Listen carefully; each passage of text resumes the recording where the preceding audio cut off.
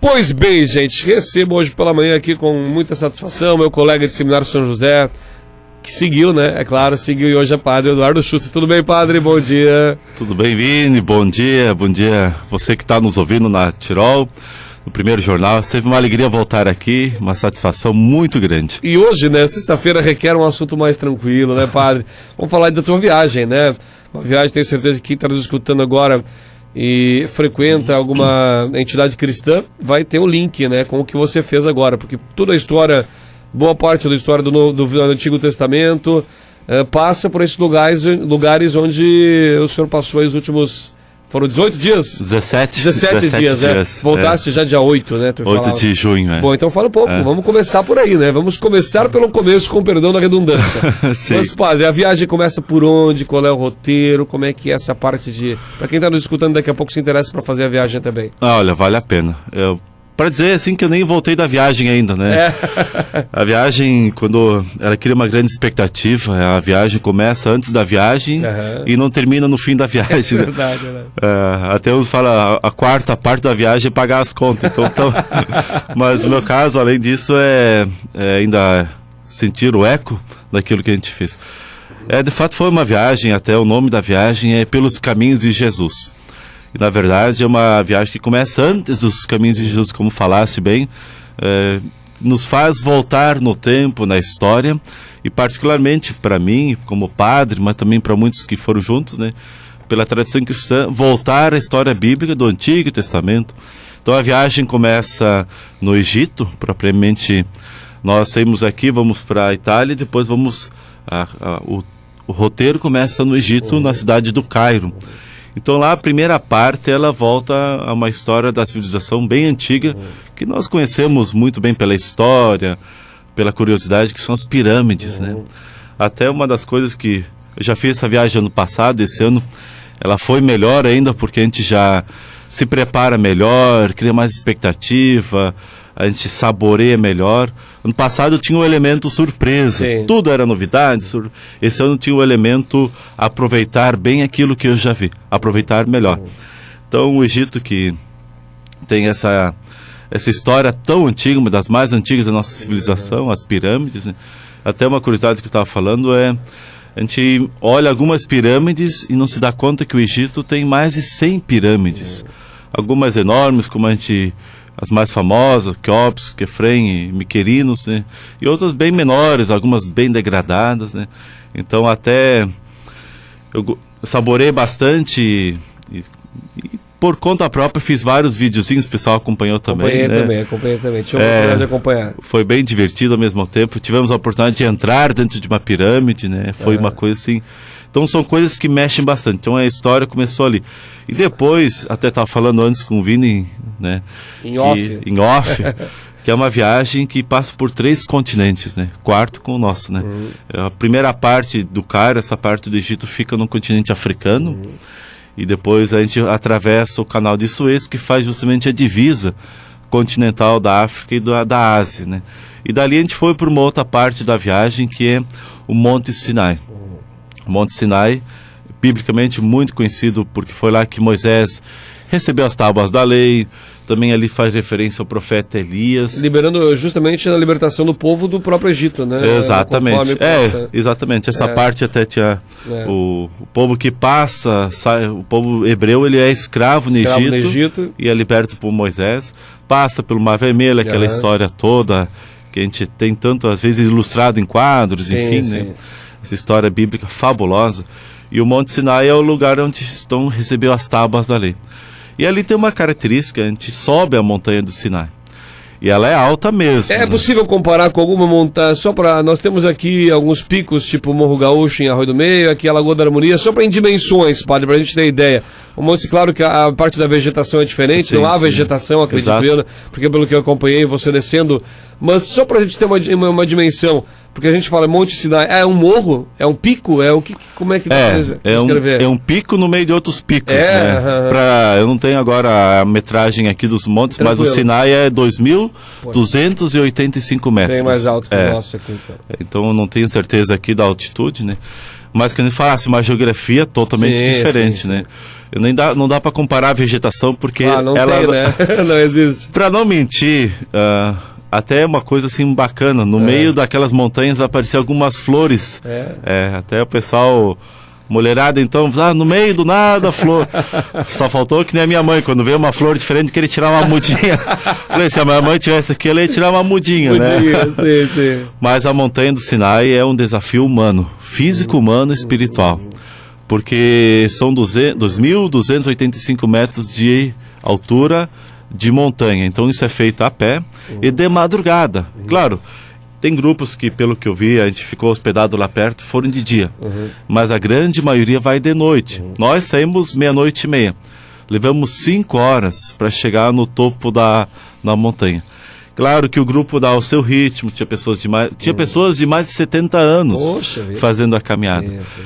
Então é uma caminhada assim que a gente faz uma caminhada interna também.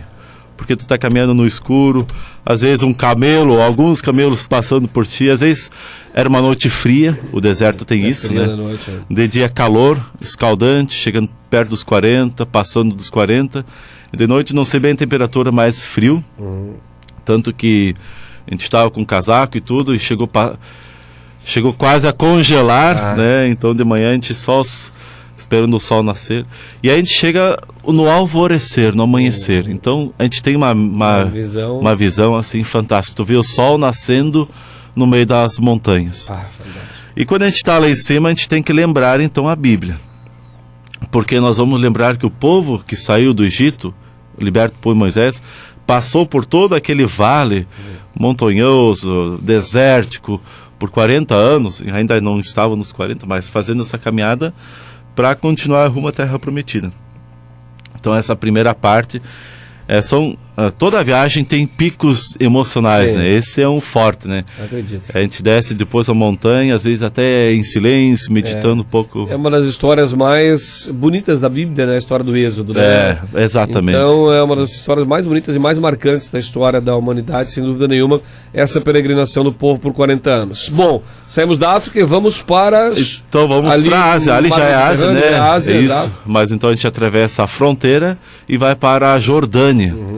Então eu só queria lembrar, o Egito, ele tem em torno de 90% de muçulmanos. Então os outros 9% cristãos, dividido entre ortodoxos, gregos, coptas, né? Até naquele dia até houve um atentado, no dia que nós saímos do Egito, né? E aí o pessoal pergunta, e a segurança? Aqui vale para toda essa região, né? Porque a gente olha imagens, notícias do Oriente, vocês tiveram coragem para aquele lugar, né? Exatamente. Então nós, turistas, a gente não sentiu em momento algum qualquer ameaça, qualquer sinal, qualquer, assim, de perigo, né? Uma porque o turismo move um pouco a economia do todo o Oriente. Então eles protegem muito o turista. E essa parte dos conflitos, elas estão no outro lado, lá da Líbia, da faixa de Gaza, né? Então a gente não... Mas então a gente foi para Não tem contato com isso, não tem. Não tem. Bacana. Bom alertar, né? Porque, de fato... O que acontece nas fronteiras, evidentemente, a gente vê muito exército, muito cuidado. E isso é uma coisa que não deve assustar. Pelo contrário, tem que... Dá tranquilidade. Então, tu te defronta com tanques de guerra, com o pessoal armado, com o pessoal fazendo uma vistoria que às vezes até é chata. Eu sei que esse ano eu passei um pouquinho mais tranquilo. Ano passado parece que estava escrito na minha testa, elemento suspeito, né? Não tinha alfândega, que não tinha lá abrir os braços, abrir as pernas, virar... Bom, a minha mala, né? Eu já não sou de dobrar roupa, né? Aquilo foi incentivo a jogar tudo dentro, porque já pensa, bom... daqui a pouco... a revista. E para nós é bom, né? É incômodo, mas é bom. Então a Jordânia é um país maravilhoso, né? Enquanto a gente está no Egito, onde tem muita pobreza, sujeira, eles passaram por conflitos sociopolíticos ali, né? A Jordânia já é um país que, segundo o guia, né, que também era um muçulmano, um cara muito capaz, ele dizia assim, olha, na Jordânia não tem pobres. Embora que a gente viu, um pouco deve ter, né? Sim, sim. Mas ele falou que a maioria da população é classe média. Então isso até é uma coisa que dá um equilíbrio social muito, muito grande, né? A Jordânia é logo na divisa, padre, saindo da continente africano, é o primeiro país na sequência, mais É que ali no continente africano existe vários... vários pequenos. Mas para a gente ter ideia, pegando o mapa, tem o Rio Jordão, né? Exato. O Rio Jordão, ele que vem do Mar Vermelho e desemboca no Mar Morto, né? Ele faz a divisa da Jordânia e de Israel. Né? Então essa é a localização geográfica, né? E então na Jordânia a gente visitou um lugar que é fabuloso, que eu poderia lá voltar 10 vezes e ainda ia gostar que é a cidade de Petra, famosa cidade rosa. Tem esses dois nomes, Petra e cidade rosa. Petra pela palavra latina pedra, né? Então tem muita pedra, virada em pedra. E cidade rosa porque ela é composta do arenito, que é uma rocha rosada, né? Um salmão, assim. Exatamente. E por isso que ela é fácil de ser escavada, e, enfim, né? E a cidade rosa, a cidade de Petra, é uma cidade antiga, de 350 a.C., construída pelos nabateus, né? Que era um povo desértico, né? Cara, essa cidade é fabulosa. Nós temos ainda o que sobrou dos dois maiores terremotos que destruíram praticamente toda a cidade, né? Mas o que é a cidade de Petra, uma das 7 maravilhas do mundo? São escavações feitas direto na rocha, né? Várias cavernas e algumas de uma perfeição artística e arquitetônica, assim, que a gente fica pensando como hoje alguém poderia fazer isso. E foi feito há 2 milênios, né? Mas assim, uma coisa fabulosa. Depois, claro, os romanos tomaram conta. Então vários povos foram conquistando. Mas uma cidade desculpe, super organizada. Hoje ela vive do turismo hoje, padre? Sim, vive do turismo. Em 1960, não sei bem o ano, né? A Unesco então assumiu a cidade de Petra, que era habitada pelos beduínos. E ainda atualmente os beduínos que moravam nessa cidade, né? Eles ganharam na cidade ali de uma dessas cidades vizinhas ali perto, ganharam casa e tudo, mas eles trabalham lá como guia, Lá eu tive experiências fabulosas, assim, divertidas também. Primeira vez que eu ando numa mula, descendo um penhasco. Eu até brinquei que a mula mais ou menos tinha o mesmo peso que eu. Eu acho que ela ganhava um pouquinho, né? Então, eu desci não porque estava cansado, mas de curiosidade. Eu pensei, todos os turistas, só que, claro, a maioria pegava a mula uma parte desse trajeto num penhasco. Sim, é aquilo que tu fizeste um vídeo também, né? Isso, Aí foi muito divertido e assustador mesmo, né? Aliás, foi um dos poucos vídeos de lá que deu para publicar. Os outros tinha conteúdo impróprio do vocabulário, sabe? Quando tu tá na pressão. Bom, padre, passando da Jordânia, a gente vai subindo, né? As costas na beira nas margens do Mediterrâneo, né? Isso, exato. A gente vai subindo, chega até onde? Chega no momento que eu penso sempre, se a gente for falar em caminho de Jesus, o ápice deve ser ali onde Jesus passou a sua peregrinação naqueles 3 anos, especialmente. A gente entra para a região da Galileia. E essa é a região de Jesus. Era Galileu, né? Então foi ali que ele começou certamente, embora que a Bíblia traz poucas informações da infância, mas deve ter sido ali que ele viveu a infância. E foi ali que ele inicia a sua missão. O batismo no Jordão. E ali ele inicia então a sua missão. Escolhe os discípulos, a maioria então pescadores do Mar da Galileia, justamente naquela região. É ali que ele começa os primeiros milagres.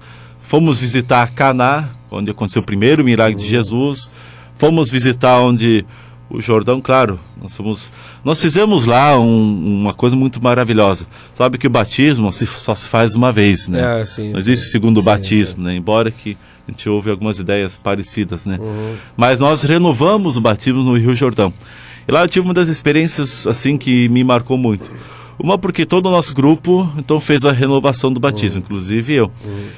Quando a gente estava fazendo isso, é um lugar bem preparado, entramos na água, eu estava de túnica até metade, até a cintura. Vieram alguns brasileiros do Brasil, brasileiros que também estavam fazendo turismo, pedindo para também, já que viram que eu estava ali como padre, eram cristãos, né? Não, eu faço a renovação de vocês. Passou o nosso grupo, passou esses brasileiros, veio um grupo de chineses. Cara, aí o português tudo tranquilo, o inglês a gente se vira assim pra não passar fome nem sede e saber pra que direção. Mas chinês, mandarim, imagino, aí o bicho pega, né? Mas a gente se entendeu muito bem, eles queriam renovar o batismo, bacana. né? China, né? China. Onde a comunidade católica é reduzida, né? Bem reduzida, mas é ascendente. O cristianismo tem crescido muito na região da China e da Índia, inclusive, né? Mas aí, eu queria o nome, né? Eu dizia o nome, Vinícius, renova teu batismo, em nome do Pai, do Filho e do Espírito Santo também. E eu, vamos lá pro inglês, né? What's your name? What's your name? Xin, shine, shine. Mas credo, era uma frase de nome. Aí bateu o desespero. Xin, shine, não sei o que mais. Olha, repeat, please, repeat. Xin, shine, shine, vai. Bom, vai ter que ser assim mesmo, né? Tem que ser assim mesmo. Cara, e aí eu renovei o batismo. Xin, shine, yang, kun, cara, Suzuki, Kawasaki, não sei o que mais aí. Mas foi muito bacana. E depois dali, eu acho que 1 ou 2 dias depois, fomos para um lugar chamado Monte das Bem-aventuranças.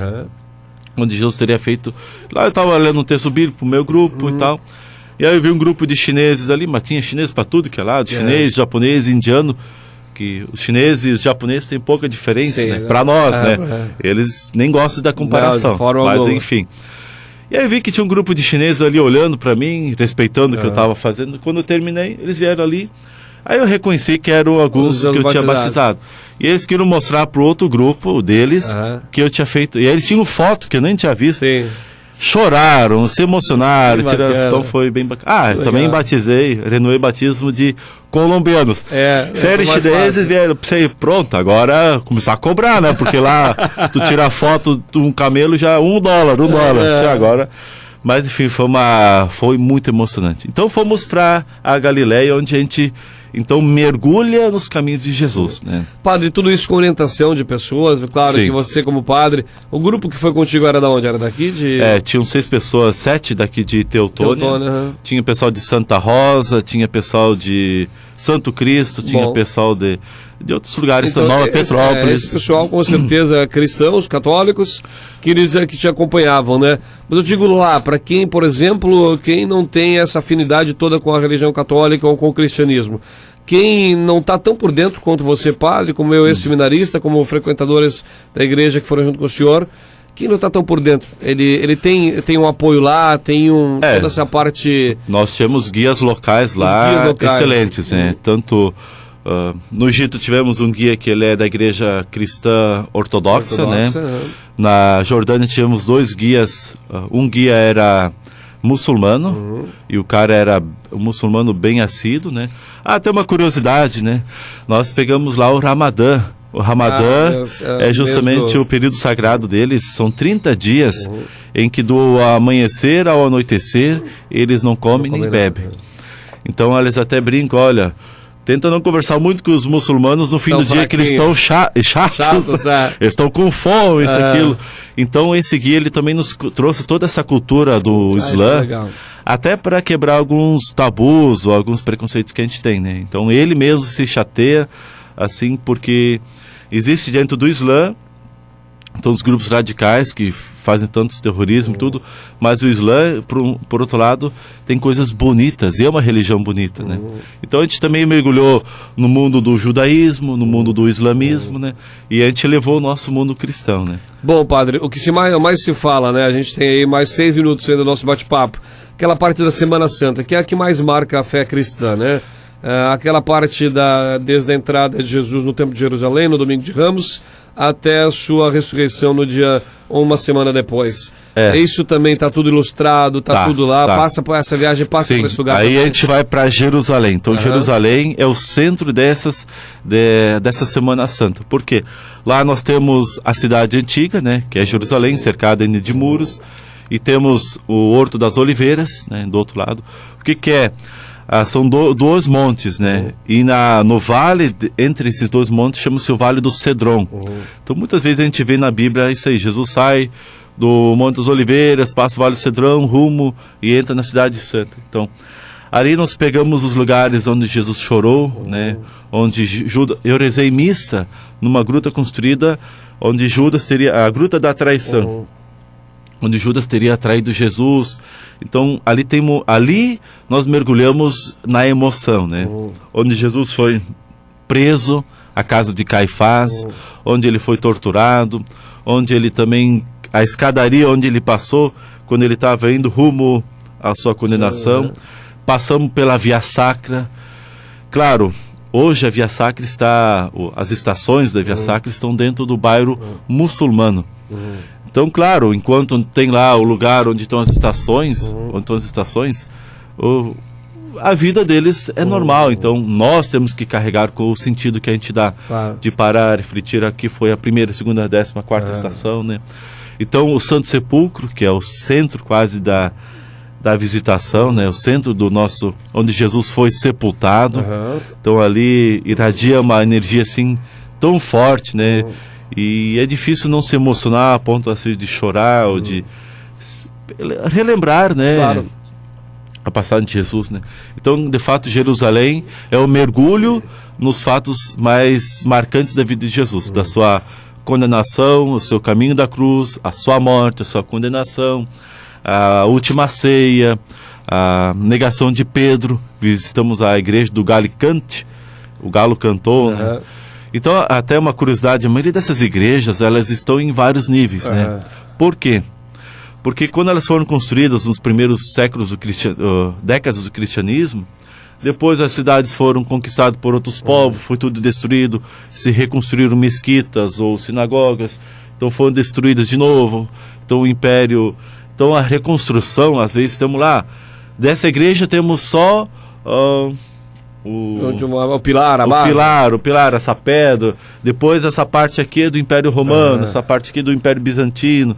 Então, isso está lá, né? Então tem coisas que são da época de Cristo, dos séculos do Império Bizantino, da década da época do Bizantino, do Império Romano, das Cruzadas e muitas igrejas também. Uma viagem na história, né, padre? Não tem como classificar de outra forma, né? Eu caracterizo como uma viagem na história, na geografia, na religião e no coração de cada um, né? Finalizando no berço da Igreja Católica, né? Que é a Vaticano, do Papa, né? A bênção do Papa, né? Finaliza a viagem com esses 17 dias, termina na Europa, termina já na Itália. Toda quarta-feira acontece na cidade, na Praça São Pedro, a audiência papal, né? Isso é praxis, né? Então a gente já faz com que a viagem termine ali. Então a gente vai de manhã para a audiência papal, a gente chegou cedo, então a gente ficou bem perto do Papa. Não. Ele passa, tem uma característica do Papa Francisco, né? Ele vai passeando entre a Praça São Pedro, que está dividida em quadras, né? Claro, tudo com segurança e tal, né? E aí ele passa cumprimentando as pessoas, abraçando os doentes, as crianças, é muito bonito. E ali a emoção pega, né? Porque tu sai do Antigo Testamento, vai para o Novo Testamento e vai para a igreja atual, né? Muito bem, padre Eduardo, contamos um pouco de história e da sua história, né? Segunda viagem. Então ano que vem a presença que já vá como guia. Esse ano já tinha o papel um pouco de fazer essa linkagem bíblica, né? E essa semana a gente estava conversando e é possível, quase certo, que no final de maio do ano que vem estamos voltando para lá. Se alguém tiver interessado, olha só, tem carona, né? Legal, que bacana. Padre, obrigado. Eu vou te pedir que a gente encerre esse bate-papo tão agradável na manhã dessa sexta-feira com uma bênção, daqui a pouco a bênção de São João, que se celebra amanhã, né? Os três santos são, me ajudem, São Pedro, São João e São Paulo. São Paulo, exatamente. Nesse mês de junho são os três santos. Já começou com o Santo Casamenteiro, né? Começou com o Santo Antônio dia 13. Até essa semana, não sei se tu te lembrou, ontem, quarta-feira, São Luís Gonzaga, padroeiro dos seminaristas, ainda brincava na missa que é o santo que a gente mais gostava, porque ele é padroeiro dos seminaristas e no seminário, então, naquele dia, tinha um cafezão, pelo menos no seminário de Viamão, né? Olha só, agora tu me lembraste de uma coisa legal, vou mandar pro nosso grupo de amigos esse nosso bate-papo. Tá bom? Para o nosso grupo do grupo. Vou mandar para o nosso grupo dos seminaristas no WhatsApp esse bate-papo lá para os nossos colegas que a gente não vê lá se vão uns mais de 20 anos, né, padre? Décadas. Décadas, né? Exatamente. Parece que passa tão rápido. Padre, te peço que se despeça da gente com uma bênção, por gentileza. Tá, beleza. Eu queria fazer uma propagandinha. Hoje tem festa junina lá na Católica, em Canabaro. Pinhão, quentão, desfile de casais caipiras. A partir de que horas, padre? A partir das 19 horas, entrada liberada e um bailezinho depois uma tarde, né? Bacana, bacana. Tá, joia. Que Deus de amor e bondade, pela intercessão de Santo Antônio, São Pedro, São Paulo E São João, bota seu olhar sobre você que nos ouve, sobre a tua família, e te dê muita força, muita paz, e te abençoe sempre. Ele que é Pai, Filho e Espírito Santo. Amém. Abençoado fim de semana, fique com Deus, obrigado por você estar nos acompanhando, obrigado à Rádio Tirol, Vini, que Deus abençoe a todos. Muito obrigado, Padre.